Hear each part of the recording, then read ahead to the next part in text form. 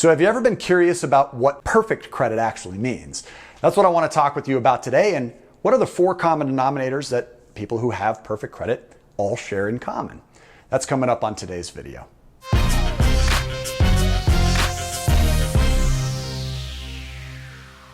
Hey guys, welcome back to the VIP Financial Ed channel. My name is Matthew Pillmore. Today we're talking about perfect credit.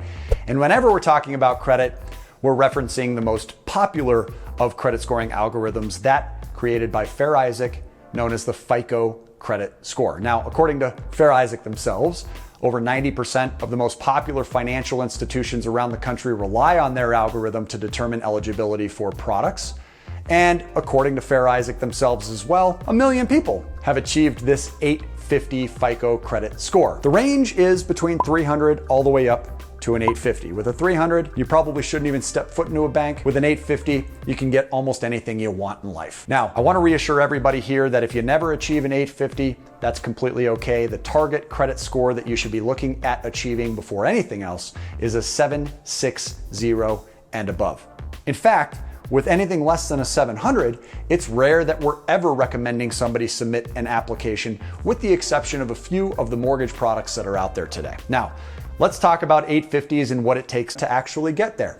The very first thing that 850 FICO credit score holders have in common is that of a long credit history. That means at least 15 years and up as an average. So for those of you who are in your 20s, I hate to be the one to break it to you, but it's going to be a challenge for you to actually get to that 850. But again, you can easily achieve 760 and above. Secondly, is you cannot avoid credit. Avoiding credit actually is counterproductive to your ability to gain credit worthiness. They have to be able to see that you've managed to borrow and repay. In fact, most 850 FICO credit score holders have many accounts. So not only do you want to be active within your credit, but you actually want to be continuing to add as many accounts to your credit as makes sense for your objectives. The timing with those accounts is discussed in our other video talking about how frequently you should apply for your credit. Just know that most 850 credit account holders do have dozens of accounts, including in many cases 10 or even tens of credit card accounts that they're using actively. That then leads me to the third common denominator, which is making sure that you're paying all these accounts on time. So not only is it important to have and use accounts, but you've got to have a perfect payment history.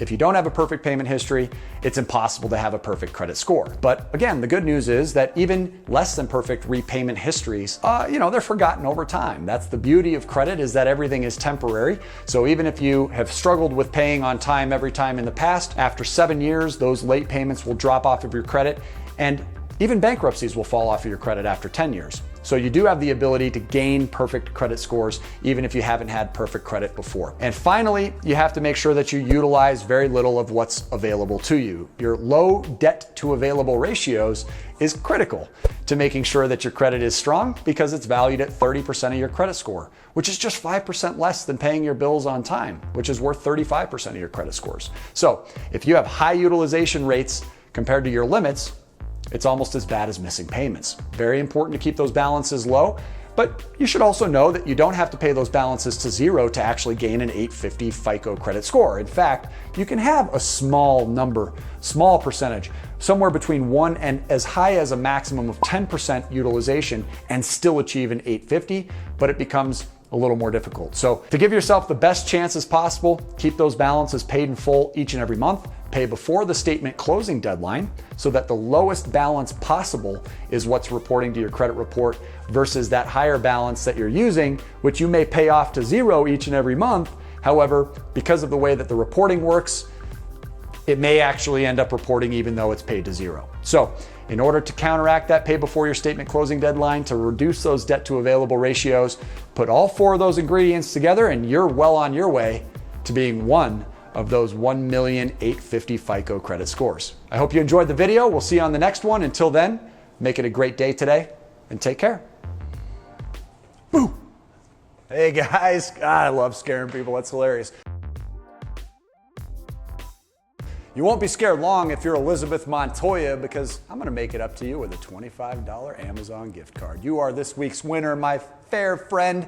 Hey, Thank you so much for your comments. Couldn't be more thrilled about the impact that we get to have working together on your finances. Elizabeth is a coaching member, and she's most excited about being able to share this information once she gets her finances in order with her children.